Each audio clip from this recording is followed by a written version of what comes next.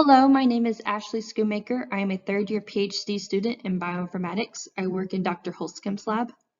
My project is a whole genome assembly of St. Augustinegrass. Currently, we do not yet have a reference genome available for St. Augustinegrass. We will discuss shortly what a reference genome is, but the importance is that the creation of this genome will help us to understand what makes St. Augustinegrass different from other turf grasses. It will allow for the future development of tools that can be used for the identification of plants with important traits without the need for spending years growing and screening the plants. The genome will ultimately allow for the breeding of new and better cultivars on a much faster timeline. Having a reference genome is a way of addressing these needs.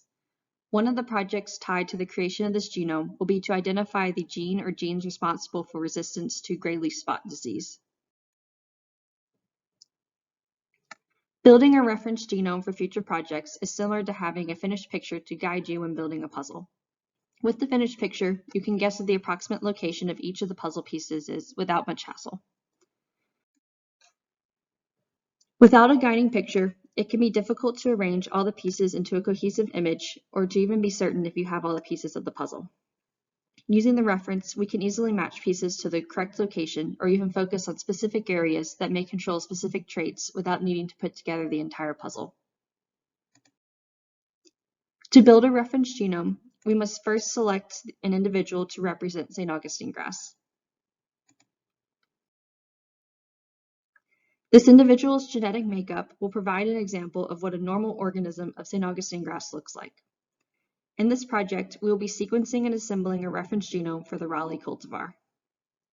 This cultivar was selected for its notable cold tolerance compared to other strains of St. Augustinegrass.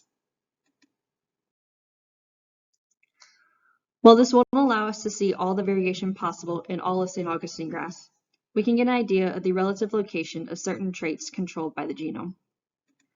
Knowing the location will help us to target those areas to search for variation in specific genes controlling important traits. At this point in the project, I have many of the genome's puzzle pieces grouped together into larger pieces that are beginning to resemble the total picture.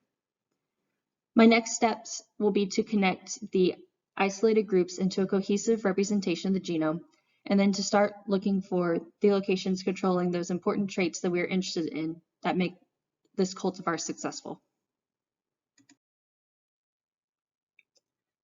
Other current projects tied to mine are the identification of the gene or regions linked to cold and freeze tolerance, identification of resistance to diseases such as gray leaf spot, and the development of future cultivars.